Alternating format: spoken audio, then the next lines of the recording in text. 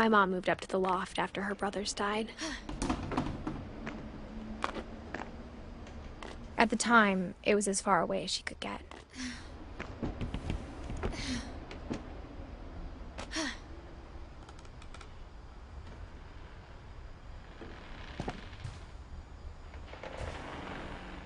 Religion was another thing my mom never talked about, but I think it helped her a lot after her dad died.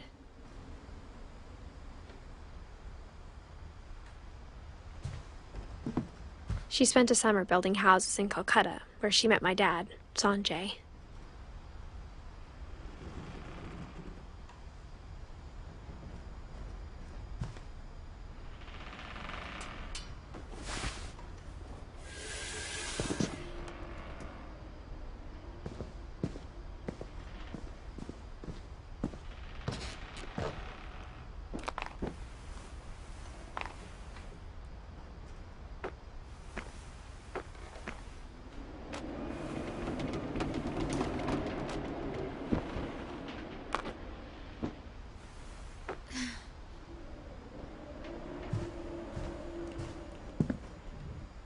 My mom moved to India a week after graduation and got a job teaching English. Louis was born a year later.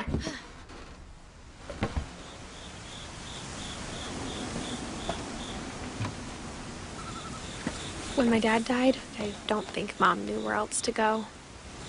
I'm sure Edie was happy to have her back.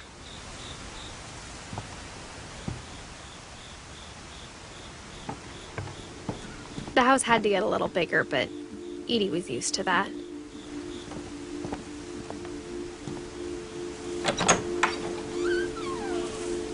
And for a while, things were good. Almost normal.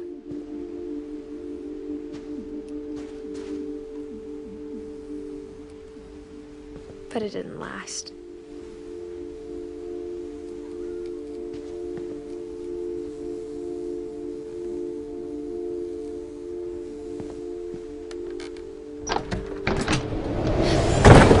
The beginning of the end was Milton's 10th birthday, when Edie gave him a castle.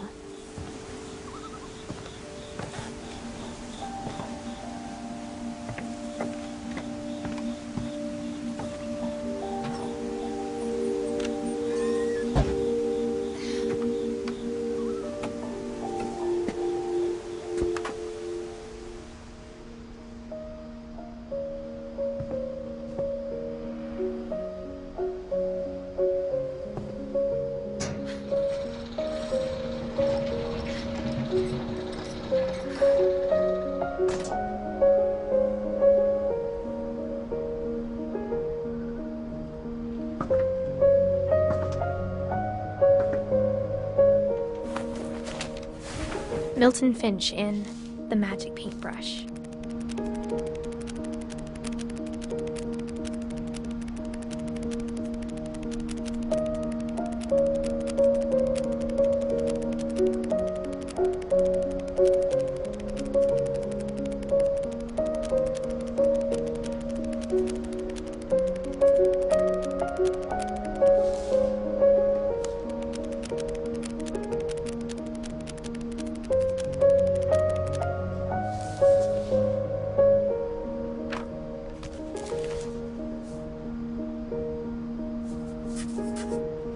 I was 4 when Milton disappeared.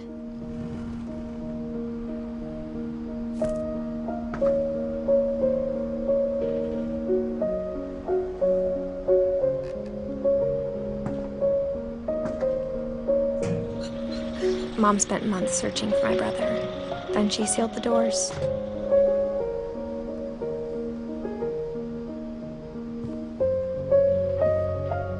I think Edie was happy to finally have another painter in the family.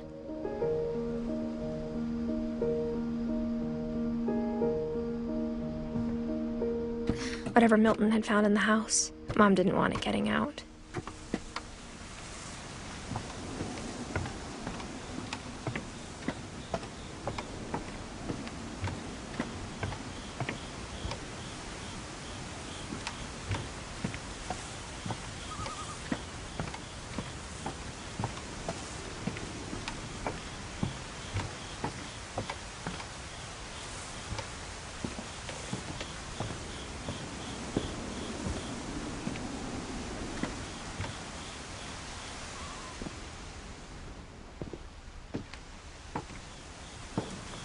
Mom definitely blamed Edie, but I think Louis blamed himself.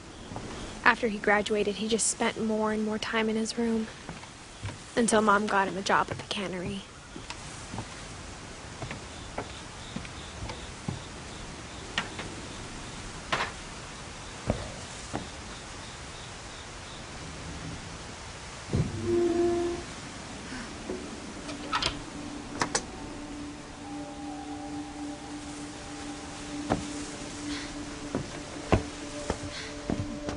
Louis's room smelled very, very familiar.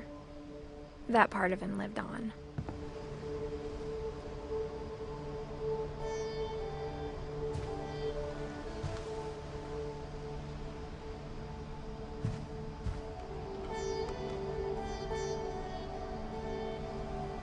Louis and I spent a lot of time playing games together, but he was surprisingly bad at them.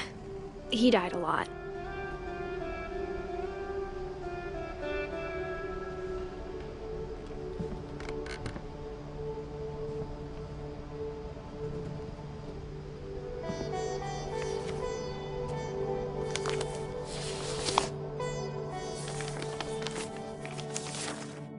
Dear Mrs. Finch, as Louis's psychiatrist, I can understand your desire for an explanation. As I see it, the trouble began in January, shortly after we convinced your son to seek treatment for substance abuse. Newly sober, I believe Louis first noticed the monotony of his daily life.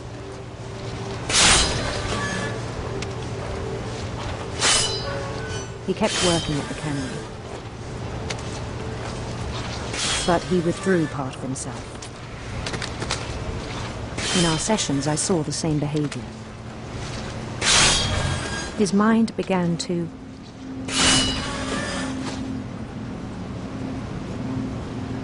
wander.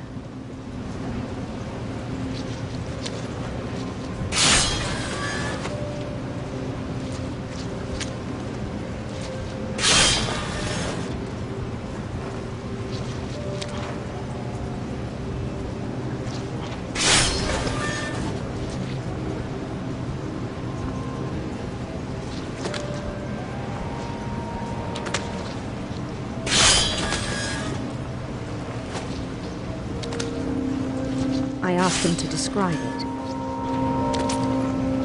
He said he started small, imagining a labyrinth. He'd feel his way about.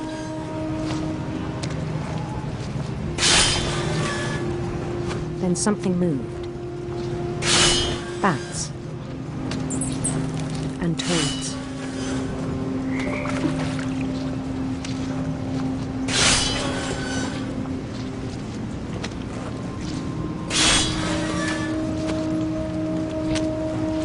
Things that have not names. He knew it was all in his head.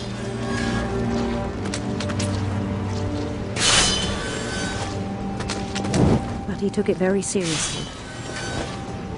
I had hoped he'd find himself.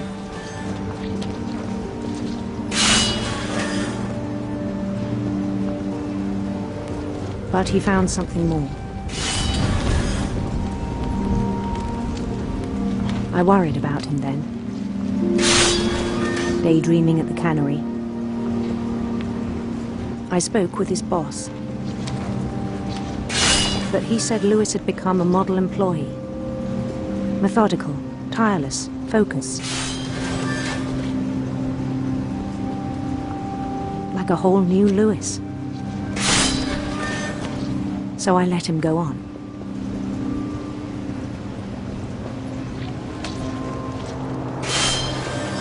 I even encouraged him. It seemed very promising at first. He told me he'd made a new friend.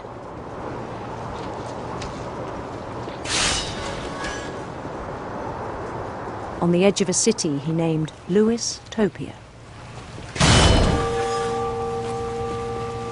He built the city up slowly, brick by brick.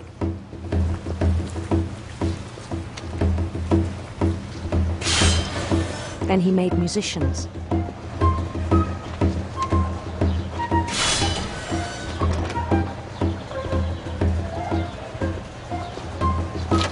and songs for them to play.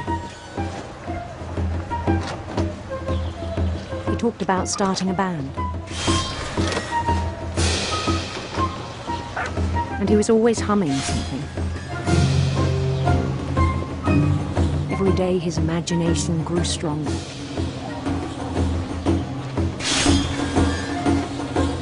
He no longer spoke at the cannery, but his chopping was as reliable as ever. Then one day it struck him that all the cheering crowds, even the stones under his feet, were all in his imagination, so he could do whatever he wished.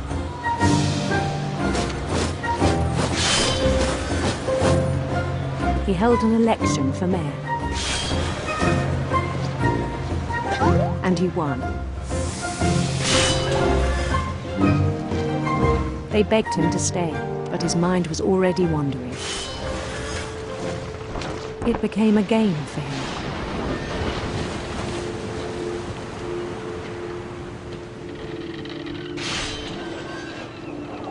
He'd conquer a city, then immediately push on. New Louisville.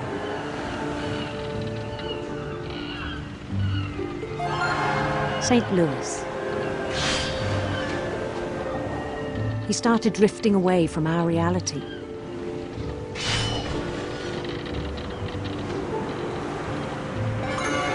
Minneapolis. Until one day he forgot to go home from the cannery.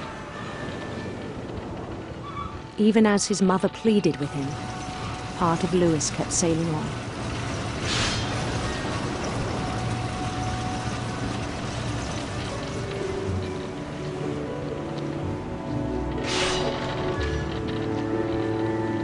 In Louisburg, he heard rumors of a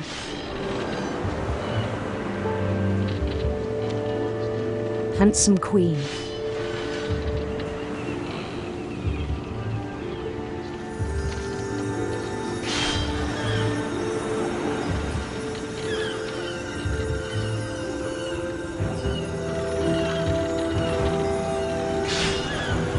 The queen was on her own quest for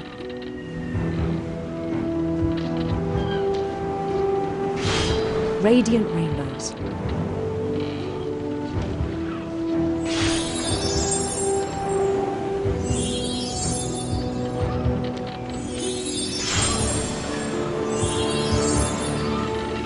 He followed the sound of her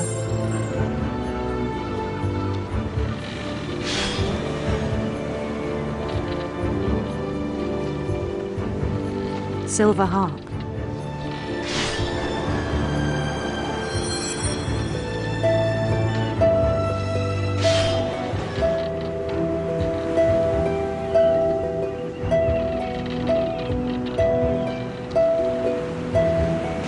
His chase led him to a golden palace east of the sun and west of the moon.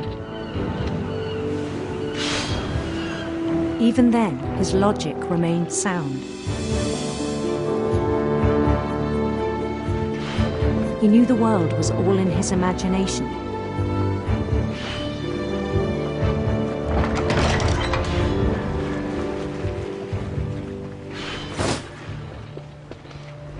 But he was so proud of having created it.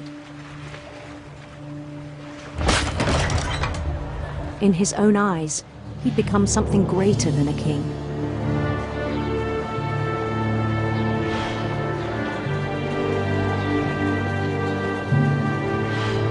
For someone who'd never known success in the real world, I think it was overwhelming. And then it struck him that the real Louis was not the one chopping salmon, but the one climbing the steps of a golden palace.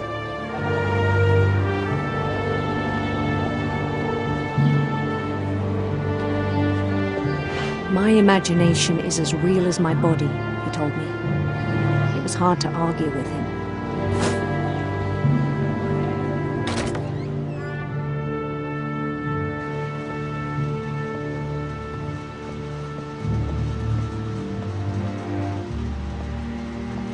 Began to forget the world we know.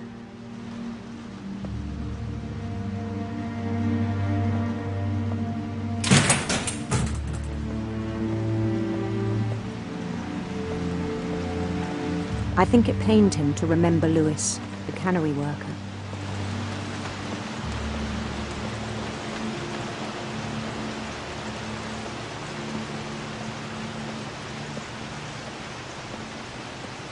He began to despise the man with a royal contempt.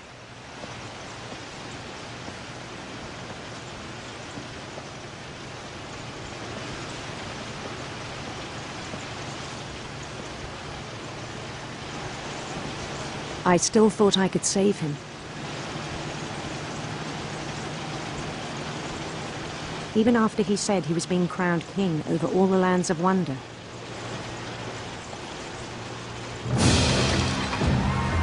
The palace would be packed with his companions.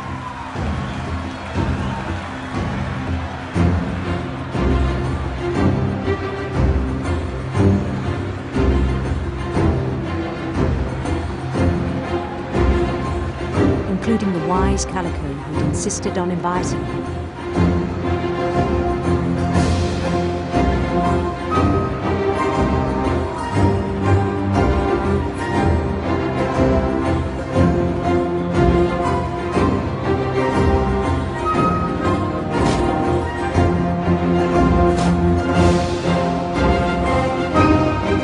His queen waited, holding his crown.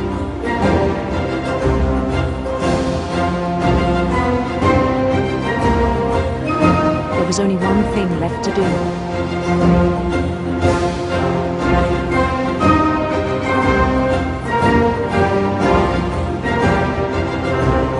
Bend down his head.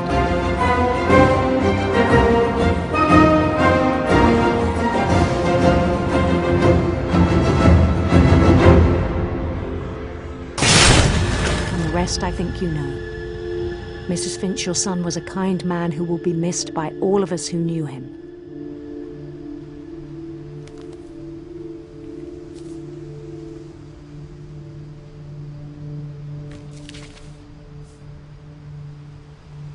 My brother was really cool.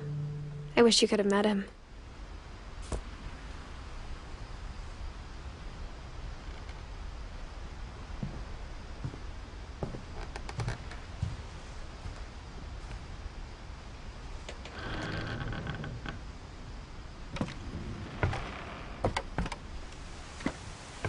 On the way back from Louis's funeral, my mom told me to start packing. She waited until the day before we left to tell Edie. I'm not sure if she wanted to make it easier or harder.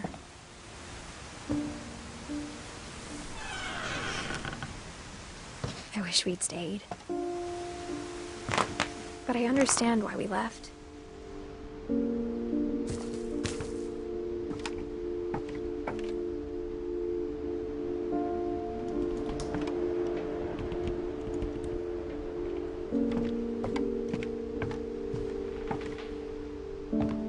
My mom ended up leaving everything behind.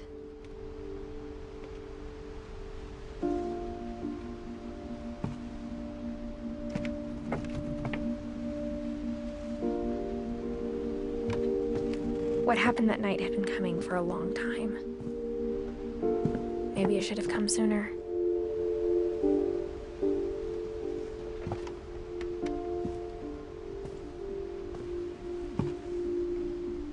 But it had to end one way or another. All that's left now is to tell you about that last night.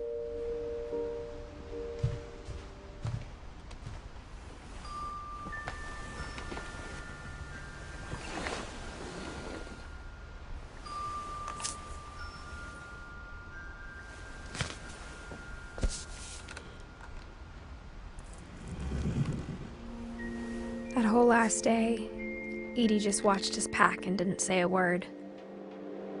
Until supper, when she raised her glass and said, "To our final night together, and all our final nights apart." Grandma, you know what I said about alcohol. Some of your medications are very Edith, specific. I left a present for you in the hallway. Why don't you go open it? The grown-ups have to argue now. I'm sorry, you're right. We're all leaving tomorrow. Let's just enjoy our last... I'm not leaving. Edith, you're excused.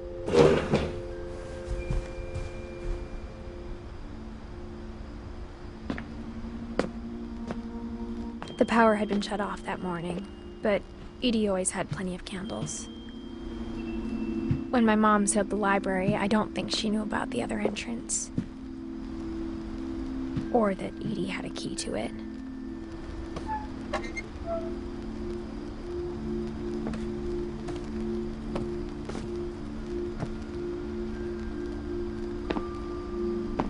That thing you're afraid of isn't going to end when you leave the house. Edith has a right to know these stories. My children are dead because of your stories.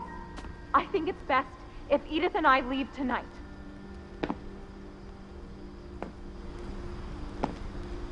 We'll have the nursing home send a van for you in the morning, okay?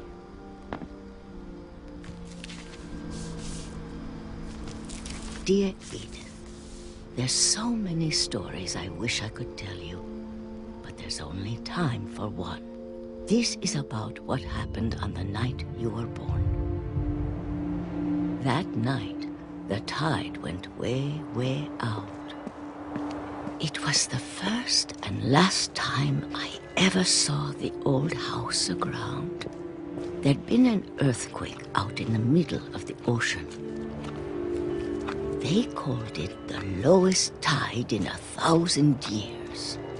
God, it smelled awful. You know, I've seen that house every day of my life.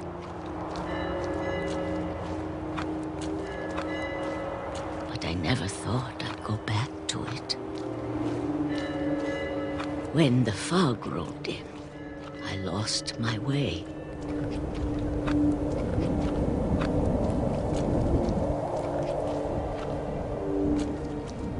I got turned around.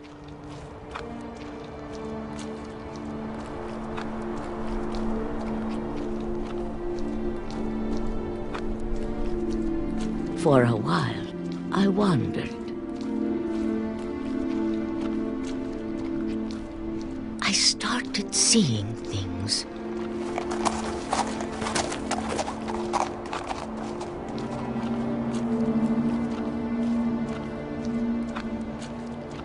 Things I'd forgotten had ever existed.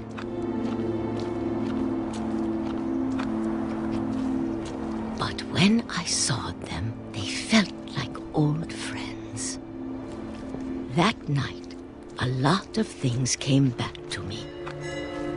Or maybe I came back to them.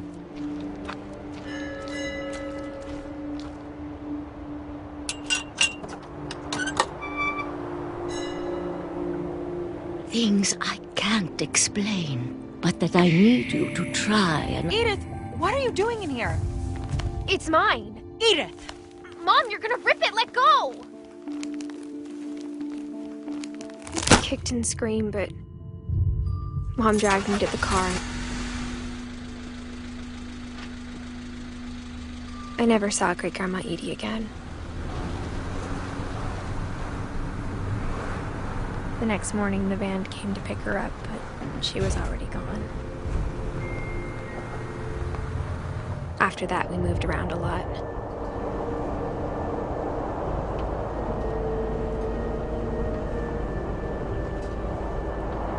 We both tried to make the best of it.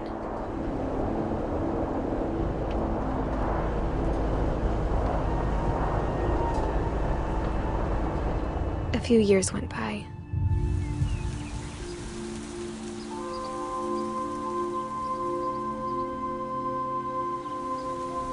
My mom didn't like to talk about it.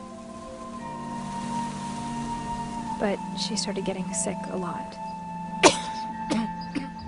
The rest happened pretty quickly.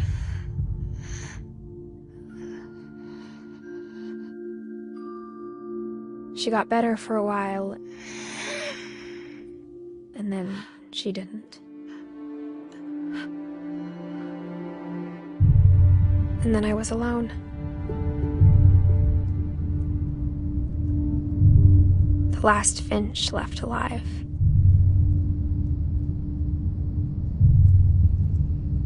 Until I found out about you. I'm still not sure what to tell you about all this. If we lived forever, maybe we'd have time to understand things. But as it is, I think the best we can do is try to open our eyes. And appreciate how strange and brief all of this is.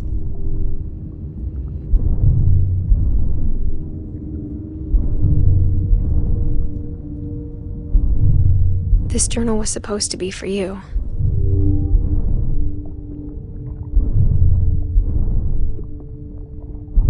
But now I hope you'll never see it. I just want to meet you and tell you all these stories myself. But I guess if you're reading this now, things didn't work out that way.